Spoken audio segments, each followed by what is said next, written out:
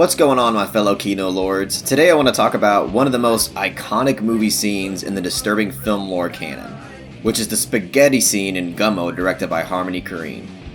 But let's first talk about the demented spirit of Gummo really quick. Yes, it's vile. Yes, it's scummy. Yes, it's graphic and disturbing. And yes, it's intentionally provocative in every single way imaginable. But I think most of us have seen other films that match all of that criteria. So what separates Gummo from the rest? For me, it's just because of how raw, unfiltered, unhinged, and most importantly, how authentic it all feels. Because for how bizarre and repugnant everything is that we witness all of these lovable characters do on screen, nothing really feels far out of the realm of reality. The rough yet stylistic editing combined with its overall reminiscent VHS aesthetic encapsulates such an eerie, organic attitude. And the majority of the characters are actually local people Korine just found on location right there on the spot. Despite a few dashes of surrealism, such as the scene of the bunny character playing an accordion in a bathroom stall, the film essentially is a showcase on some of the most neglected areas in America that in many ways is a worse standard of living than places that some people would consider to be third world countries. And Korine just weasels inside every possible filthy crevice to make it all happen for our engagement and our disgust, making me feel shocked, unsettled, and depressed as hell. And the spaghetti scene is arguably the apex point of that intent and the spirit of it all. The scene opens with our main character Solomon playing in a bathtub. Just on that description alone sounds pretty innocent, except the fact that the water in the bathtub is poopy brown. This imagery alone would get most people to gag and tap out.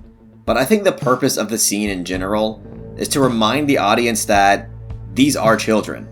Throughout the film, we mostly witness them doing awful things at their age, like doing drugs, paying for sex, and murdering stray cats. But this scene is a quick reminder that they are children, especially Solomon, who is simply born into unfortunate circumstances. Extremely unfortunate circumstances.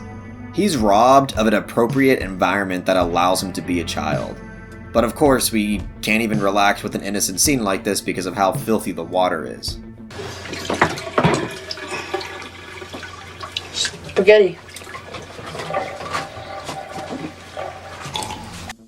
Just this imagery alone is a complete shock to the senses. Let's remove the whole dirty bathtub out of the scenario for a second. The idea alone of eating spaghetti with milk is demonic. I don't know, maybe it's just me, but besides a cup of piss, milk is the worst thing to drink with spaghetti. But also look how minimal and watery the tomato sauce is on the spaghetti. It makes us automatically draw cross-contaminated lines between the spaghetti and the filthy water beneath it. There's also a bunch of mutilated Barbie dolls hanging up behind him, and this is an incredibly important detail. And there's a literal piece of bacon taped to the bathroom wall. Why? Who the hell knows? Maybe he's saving it for later, maybe it's his good luck charm. It's literally there just cause Harmony Korine said so. And it's kind of beautiful. And absurd.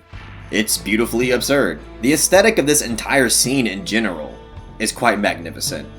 Repulsive, yet radiant and magnificent. And the way he so delicately cleans his mouth off with a napkin is obviously a playful sense of irony to the entire situation, as if etiquette or cleanliness is really on their mind right now. There's also another very similar use of playful irony that was used earlier in the film where we get the scene of a child adjusting pictures on the wall, as we can literally witness hundreds of cockroaches crawling all over the wall. But before we move on with the scene, just know that Korine finds ways to make things worse as it goes on. He ups the ante every chance that he gets and makes this scene progressively more difficult to sit through. Right now we're just at the tip of the iceberg, but by the end of it, we're going to be way down in the stinky depths of a polar bear's asshole.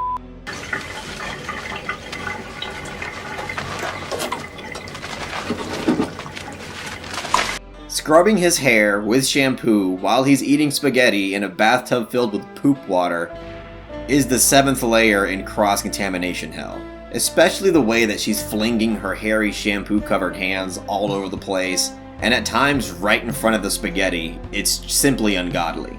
But one other aspect of filmmaking that is crucial to this harrowing experience is the sound design.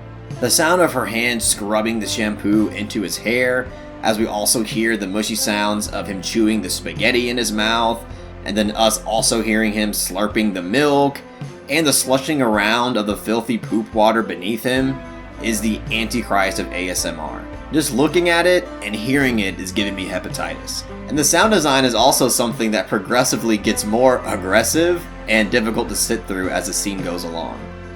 We then get a lingering shot of his hair twisted up in that Jimmy Neutron type curl, and I think that silly hairstyle is an innocent symbol for childhood.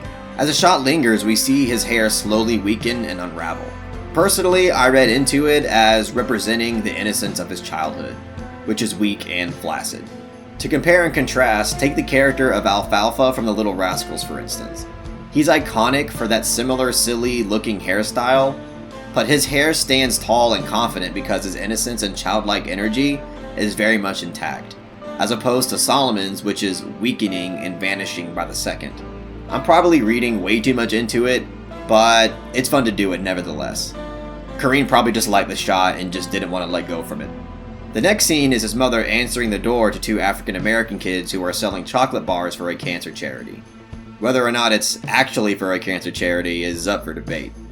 But I gotta say, the representation here is actually quite refreshing. Notice how respectful, clean, and distinguished they appear. In a world where darker-skinned ethnicities are consciously, subconsciously, and stereotypically perceived as unclean and unhygienic, it's quite refreshing to see the roles drastically reversed and contrasted in this sequence.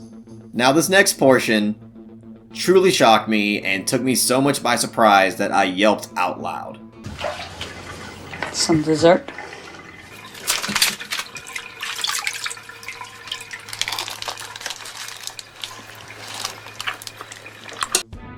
I don't think I have to illustrate exactly why someone eating a chocolate bar that fell into a tub of poop water is one of the most unconscionable things ever put to film, but I will say that what made it so initially shocking was how unpredictably quick it happened. Because at first it's kind of like, oh, I mean, that's nice, you know, his mother's giving him a chocolate bar. I mean, it's still cringe, but it's nice gesture. And then in an instant, Kareen shatters your brief sense of optimism when the chocolate bar shoots out of the wrapper and into the depths of hell. It's also noteworthy to think about the fact that everything kind of builds up to this moment. Because up until this point, everything that is absolutely disgusting about this scene is through the implications of cross-contamination. And as a way for this film to reach its climax, Kareen just says screw it and just straight up contaminates a chocolate bar. It evolves from cross-contamination to straight up contamination. And of course, having to sit here and see him chew on soggy chocolate is absolutely disgusting.